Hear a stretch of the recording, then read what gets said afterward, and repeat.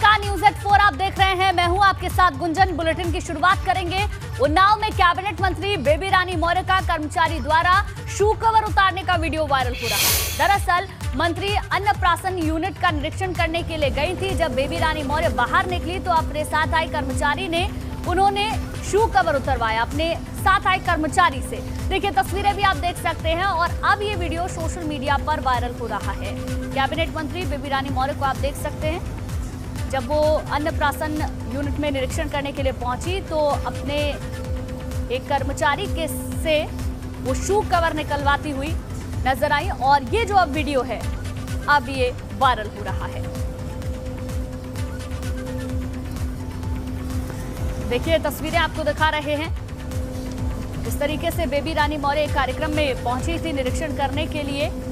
उस दौरान एक कर्मचारी से अपने शू कवर उन्होंने निकलवाए, जिसके बाद ये वीडियो वायरल हो रहा है। अन्नप्राशन यूनिट का निरीक्षण था जिसे करने के लिए मंत्री जी पहुंची थी। जब बेबी रानी मौर्य बाहर निकली तो अपने साथ आई कर्मचारी से उन्होंने अपने शू कवर निकलवाए और इसका वीडियो भी अब सोशल मीडिया पर वायरल हो रहा है। देखिए, तस्वीर आपको दिखा रहे हैं। आगरा ग्रामीण की सीट से जीत दर्ज की, उसके बाद कैबिनेट मंत्री बनी बेबी रानी मौर्य। कर्मचारी द्वारा शू कवर उतारने का अब इनका जो वीडियो है वो वायरल हो रहा है। दरअसल मंत्री अन्नप्राशन यूनिट का निरीक्षण करने के लिए गई थी और जब वो बाहर निकलती है तो अपने साथ में मौजूद कर्मचारी से उन्होंने अपने शू कवर उतरवाए, जिसका वीडियो अब सोशल मीडिया पर वायरल हो रहा है।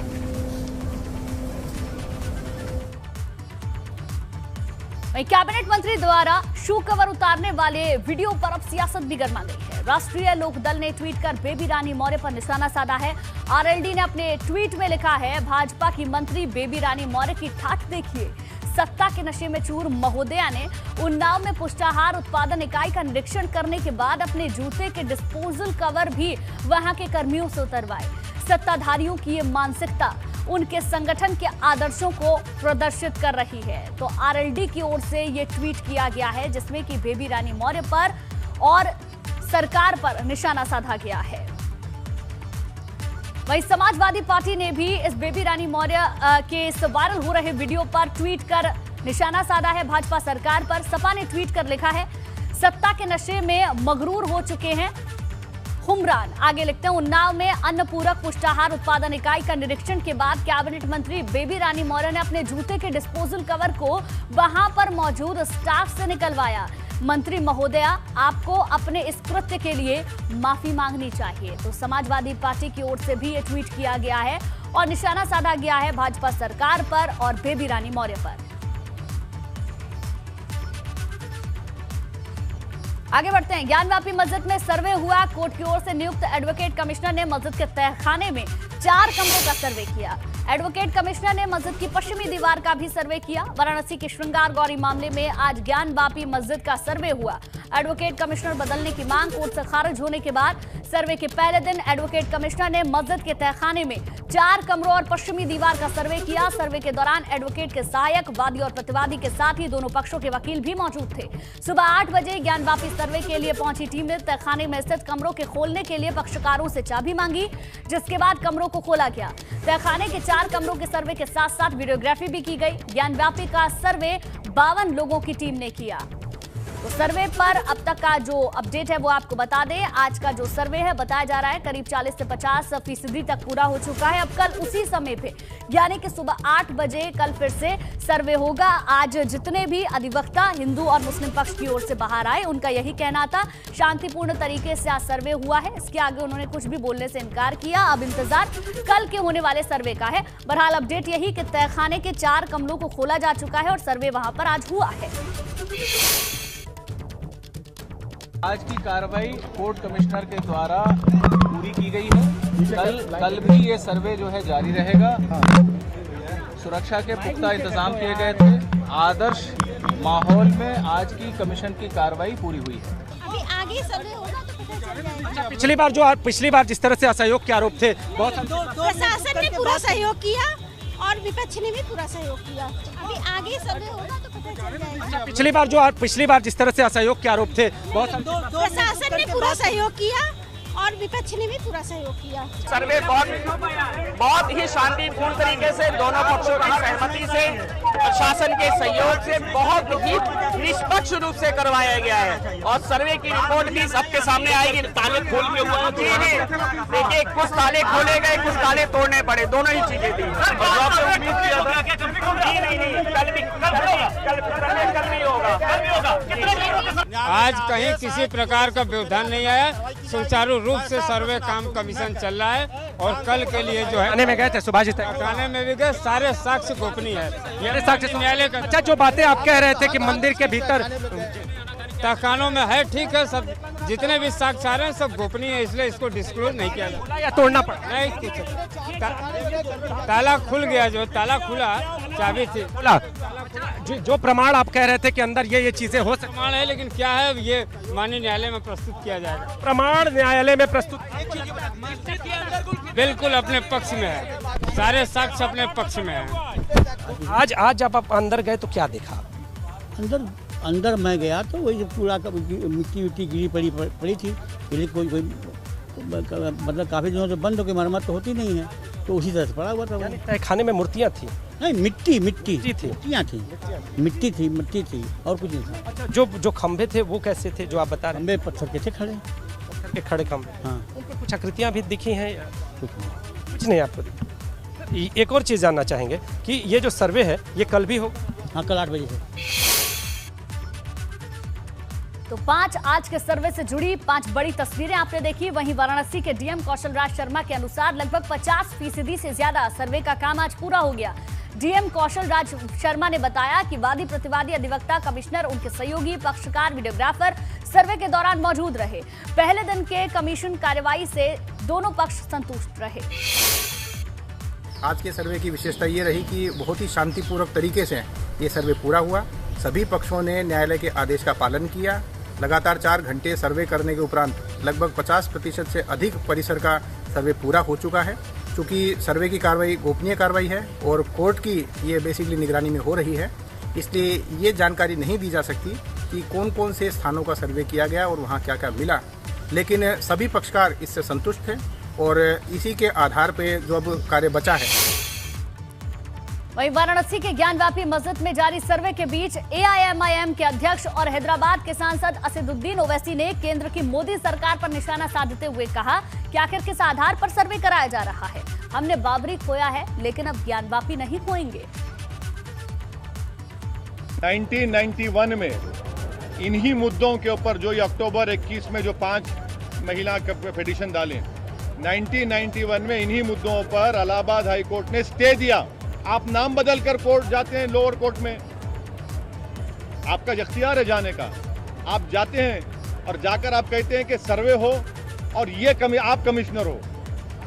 ये क्या बात है? वो स्टे है 91 का कि जब 1991 का जो कानून बनाया गया उसमें कहा गया कि मस्जिद हो, मंदिर हो, गिरजाघर हो, कोई भी हो, जो 15 अगस्त 47 को जो थी वो रहेगी ना, उसका नेचर और कैरेक्टर बदला जाएगा। और इसी बात को कानून को सुप्रीम कोर्ट ने बाबरी मस्जिद, राम मंदिर के टाइटल सूट में कहा कि ये कानून सेकुलरिज्म और बेसिक स्ट्रक्चर का हिस्सा है। तो किस बुनियाद पर आप सर्वे करा रहे हैं भाई? इसीलिए हम कह रहे हैं कि हम उस कोर्ट के फैसले को, उससे हमारा इख्तलाफ है, उस कोर्ट के फैसले से हमारा। और अब सुप्रीम कोर्ट में मामला गया है, अब देखते सुप्रीम कोर्ट इस पर क्या फैसला लेता है। वहीं असदुद्दीन ओवैसी के बयान पर भाजपा प्रवक्ता राकेश त्रिपाठी ने पलटवार करते हुए कहा कि ओवैसी अब भड़काना बंद करें। वो लगातार लोगों को भड़का करके सांप्रदायिक सौहार्द बिगाड़ने की कोशिश कर रहे हैं। असदुद्दीन ओवैसी अब भड़काना बंद करें। वो लगातार लोगों को भड़का करके सांप्रदायिक सद्भाव बिगाड़ने की भरसक कोशिश कर रहे हैं। अपने आप को बैरिस्टर कहने वाले असदुद्दीन ओवैसी को देश की अदालतों पर भरोसा करना चाहिए। देश की अदालत का जो भी निर्णय होगा वो सबको सर्वमान्य होगा, लेकिन जानबूझ करके बार बार बाबरी पर सवाल खड़े करके वो सुप्रीम कोर्ट के निर्णय को भी चैलेंज करने का काम करते हैं। क्या उनका सुप्रीम कोर्ट पर भरोसा नहीं है? क्या देश के संविधान में उनका भरोसा नहीं है? वो देश की जनता को भड़काना अब बंद करें। अयोध्या में 5 जून को नवनिर्माण महाराष्ट्र सेना के संस्थापक राज ठाकरे का दौरा है। वहीं राज ठाकरे के अयोध्या दौरे को लेकर केसरगंज के सांसद ब्रजभूषण शरण सिंह ने विरोध में मोर्चा खोला है। वहीं अब बाबरी मस्जिद के पूर्व पक्षकार इकबाल अंसारी भी उनके साथ खड़े हैं। भाजपा सांसद अयोध्या में साधु संतों का समर्थन लेने के लिए पहुंचे थे। इस दौरान इकबाल अंसारी से भी भाजपा सांसद ने मुलाकात की, जिसके बाद इकबाल अंसारी ने कहा कि एक तरफ अयोध्या के प्रवेश द्वार पर साधु संत और सांसद बृजभूषण शरण सिंह राज ठाकरे के खिलाफ विरोध जताएंगे, तो दूसरी ओर अयोध्या के पश्चिम प्रवेश द्वारा ही वो मुस्लिम भाइयों के साथ राज ठाकरे के खिलाफ प्रदर्शन करेंगे। तो चौतरफा विरोध राज ठाकरे का किया जा रहा है। संतों के साथ कंधे से कंधा मिलाकर खड़े हैं, ये बात कही जा रही है। और अब इस पूरे मामले में इकबाल अंसारी का भी समर्थन बृजभूषण शरण सिंह को मिल रहा है।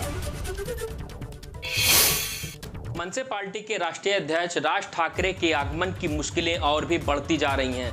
वहीं एक तरफ बाहुबली सांसद बृजभूषण शरण सिंह अयोध्या के वरिष्ठ संतों से मुलाकात कर रहे हैं, तो वहीं मुस्लिम पक्षकार इकबाल अंसारी से भी आज उन्होंने मुलाकात की है। इकबाल जी, आज बृजभूषण जी आपसे मुलाकात किए, क्या बातें हुई, राज ठाकरे के आगमन को लेकर के क्या चर्चाएं हुई हैं? देखिए, बृजभूषण जो है सिंह कैसरगंज के सांसद हैं, उत्तर प्रदेश के मसीहा भी हैं। उत्तर प्रदेश की जनता के साथ में जो है महाराष्ट्र में जो दुर्व्यवहार हुआ, उत्तर प्रदेश के लोगों को जो है बहुत ही बुरा लगा।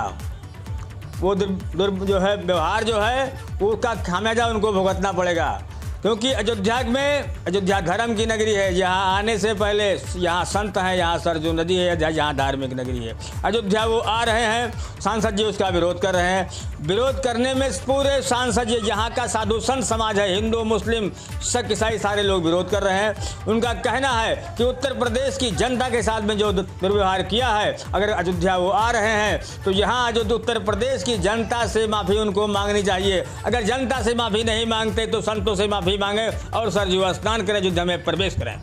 तो इकबाल अंसारी का विरोध किस तरह से रहेगा राज ठाकरे के आगमन को लेकर के?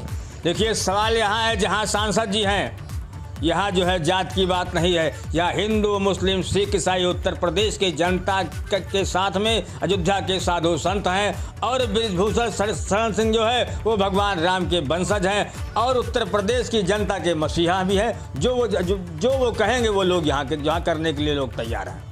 बृजभूषण ने बयान दिया है कि हमारे साथ 1 लाख मुस्लिम धर्मगुरु हैं, तो क्या माना जाए कि इकबाल अंसारी भी दूसरे छोर पर नजर आएंगे अयोध्या के प्रवेश द्वार पर? सवाल जो है अयोध्या का है। यहाँ जो है अयोध्या में जात नहीं है हिंदू मुसलमान की, ये धर्म की नगरी है, यहाँ जात पात नहीं देखी जाती। अगर वो अच्छा काम कर रहे हैं तो अयोध्या के हिंदू और मुसलमान सारे उनके साथ में हैं। सीएम योगी के निर्देश के बाद प्रदेश के हर मदरसे में आज से राष्ट्रगान की शुरुआत कर दी गई है। आपको हम मदरसों की 4 तस्वीरें दिखाते हैं। पहली तस्वीर में आप देखेंगे आगरा की पहली तस्वीर है। आगरा के मदरसा मोइल उल इस्लाम में राष्ट्रगान गाया गया। इस दौरान मदरसे में यूपी अल्पसंख्यक आयोग के अध्यक्ष अशफाक सैफी राष्ट्रगान में शामिल हुए। दूसरी तस्वीर मुजफ्फरनगर की है। यहाँ मदरसा कुद्दूसिया जुनैल अबैदन में छात्र छात्राओं ने राष्ट्रगान गाया। तीसरी तस्वीर हम आपको बहराइच की दिखा रहे हैं। यहाँ के प्राइमरी मदरसा नुरुल उलूम में क्लास शुरू होने से पहले राष्ट्रगान हुआ। चौथी तस्वीर हम आपको अलीगढ़ की दिखा रहे हैं। मदरसा अरबिया तामील मिल्लत में छात्र छात्राओं ने राष्ट्रगान गाया है। तो देखिए, अलग अलग तस्वीरें अलग अलग जगह की मदरसों की हम आपको दिखा रहे हैं। इस तरीके से यूपी के मदरसों में भी अब राष्ट्रगान आज से शुरू हो चुका है। शामली के मदरसों में भी शासन के आदेश के बाद आज से राष्ट्रगान की शुरुआत की गई। मदरसों में छात्र छात्राओं के साथ मदरसों के शिक्षकों के साथ मिलकर राष्ट्रगान गाया। सुबह मदरसों में पहले प्रार्थना हुई, जिसके बाद छात्र छात्राओं ने राष्ट्रगान गाया। यूपी सरकार के फैसले का मदरसे के प्रिंसिपल ने स्वागत किया। छात्रों के साथ साथ जहां शिक्षकों ने भी राष्ट्रगान गाया है, शामली में भी छात्र छात्राओं ने राष्ट्रगान गाया। पहले प्रार्थना हुई और उसके बाद छात्रों के साथ मिलकर शिक्षकों ने भी राष्ट्रगान गाया। और इसी बीच लखनऊ से एक बड़ी खबर मिल रही है। मानक नगर और वजीरगंज इंस्पेक्टर को हटा दिया गया है। मानक नगर से गंगाधर चौहान को क्राइम ब्रांच भेजा गया है। वजीरगंज से राजकिशोर पांडे को भी क्राइम ब्रांच भेजा गया है। अमीनाबाद इंस्पेक्टर अतुल कुमार को मानक नगर थाने में तैनात किया गया है। क्राइम ब्रांच से राजेश कुमार मिश्रा को इंस्पेक्टर वजीरगंज बनाया गया है। ये बड़ी खबर आपको बता रहे हैं, जहां इंस्पेक्टर को हटाया गया है। ये बड़ी जानकारी, जहां मानक नगर और वजीरगंज इंस्पेक्टर को हटा दिया गया है। मानक नगर से गंगाधर चौहान को क्राइम ब्रांच भेज दिया गया है और वजीरगंज से राजकिशोर पांडे भी क्राइम ब्रांच भेजे गए हैं। अमीनाबाद इंस्पेक्टर अतुल कुमार को मानकनगर थाने में तैनात कर दिया गया है। इसके अलावा क्राइम ब्रांच से राजेश कुमार मिश्रा को इंस्पेक्टर वजीरगंज बनाया गया है और जो पहले से यहाँ जो इंस्पेक्टर थे उनको क्राइम ब्रांच भेज दिया गया है।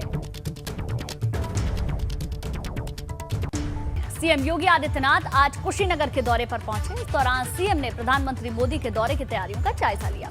बताया जा रहा है कि करीब 20 मिनट तक सीएम योगी आदित्यनाथ मंदिर परिसर में रुके।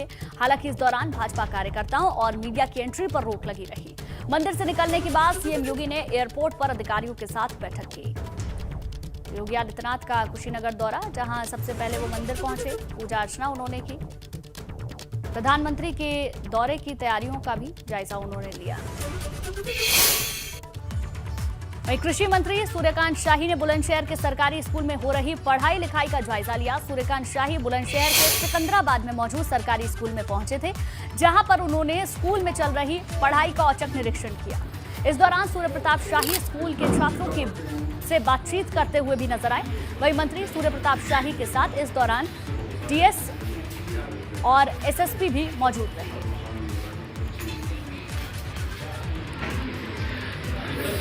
देखिए तस्वीरें भी आपको दिखा रहे हैं। स्कूल का औचक निरीक्षण करने के लिए पहुंचे थे। स्कूल में किस तरीके से पढ़ाई लिखाई चल रही है उसका जायजा लिया। वहीं कानपुर में अपने आप को जिंदा साबित करने के लिए एक बुजुर्ग पुलिस थानों के चक्कर लगा रहा है। इसी कड़ी में पीड़ित बुजुर्ग कानपुर पुलिस कमिश्नर के आवास पर जाकर अपने शरीर पर ये लिखकर बैठ गया कि अभी मैं जिंदा हूँ। दरअसल पीड़ित बुजुर्ग ने अपने बेटे को प्रॉपर्टी में मालिकाना हक दिया था, जिसके बाद बुजुर्ग के बेटे की जान चली गई। मौत के बाद बेटे की पत्नी ने बुजुर्गों को कागजों में मृत घोषित कर दिया और प्रॉपर्टी को बेच दिया, जिसके बाद अब ये तस्वीरें सामने आई हैं। वहीं मौके पर पहुंचे एसीपी कर्नलगंज ने बुजुर्ग को अपने साथ थाने वो लेकर आए और आश्वासन दिया कि उनके साथ जल्द ही न्याय होगा। देखिए उस बुजुर्ग की ये तस्वीरें भी आपको दिखा रहे हैं। गले में एक तख्ती उसने पहनी हुई है, मैं जिंदा हूँ, मेरा साथ।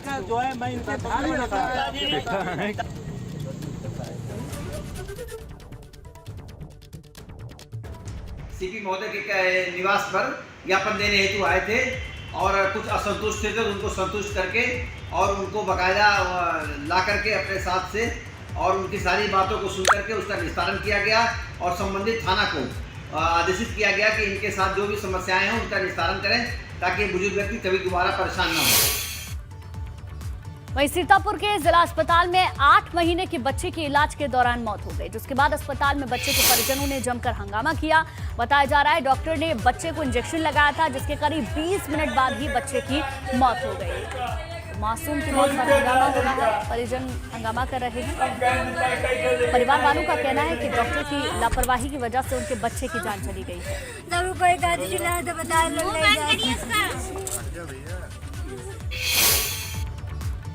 मिर्जापुर परिषदीय स्कूलों में एडमिशन की होड़ लगी हुई है। यहाँ के सरकारी स्कूलों में बड़ी तादाद में बच्चों ने एडमिशन लिया है। वहीं सीट फुल होने के बाद कुछ स्कूलों ने तो एडमिशन से हाथ ही खड़े कर लिए हैं। दरअसल मिर्जापुर के परिषदीय स्कूल प्राइवेट नर्सरी स्कूलों से काफी आगे निकल चुके हैं। परिषदीय स्कूलों में बच्चों के बैठने के लिए टेबल कुर्सियों की व्यवस्था है, तो साथ ही साथ हाईटेक प्रणाली से शिक्षा दी जा रही है।